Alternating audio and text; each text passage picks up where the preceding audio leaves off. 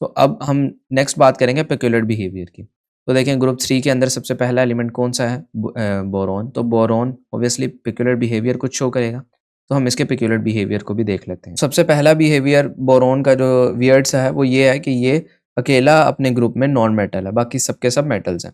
जैसे कि हमने एल्यूमिनियम की बात की, हमने गैलियम की बात की, हमने इंडियम की बात की, हमने थैलियम की बात की, तो ये सारे मेटल्स हैं और बोरॉन इनमें सिर्फ एक एलिमेंट ऐसा है जो कि नॉन मेटल है, यानी कि अपना इलेक्ट्रॉन जल्दी से रिमूव नहीं करता। इसके बाद बोरॉन की अगली प्रॉपर्टी देखते हैं कि बोरॉन जब भी किसी एलिमेंट से बॉन्ड बनाता है तो ये अपने तीनों के तीनों इलेक्ट्रॉन्स वैलेंस शेल के यूज़ करता है।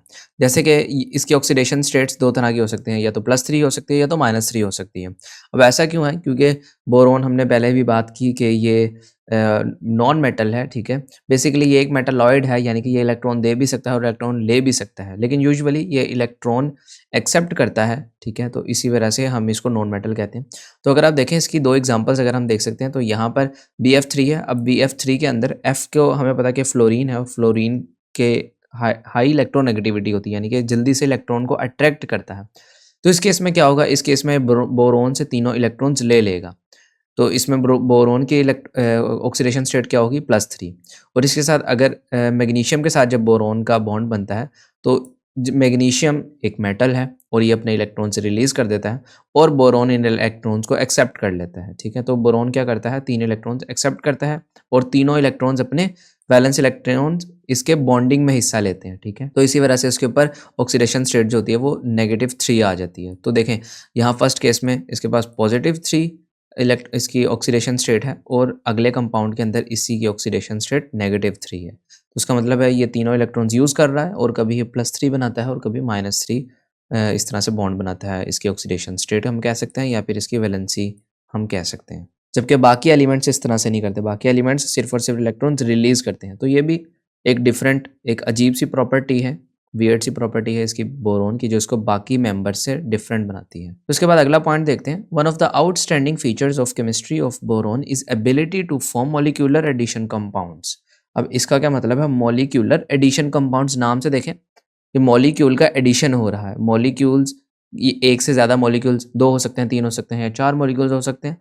तो उन मॉलिक्यूल्स को ऐड अप करके हम क्या कर रहे हैं? एक नया कंपाउंड जनरेट कर रहे हैं, ठीक है। तो बोरोन के पास एक ऐसी ये इसकी एक इम्पॉर्टेंट इसका फीचर कह लें या इसकी कैरेक्टरिस्टिक कह लें, इसके पास इस तरह की कैरेक्टरिस्टिक है कि ये 2 मॉलिक्यूल्स को जोड़कर एक कंपाउंड बना सकता है। जैसे कि अगर हम एग्जांपल देखते हैं तो एग्जांपल में BF3 जो है बोरोन के साथ फ्लोरीन का बॉन्ड अगर हम यहाँ देखें तो ये एक कंपाउंड है, ठीक है, या फिर एक मॉलिक्यूल कह सकते हैं।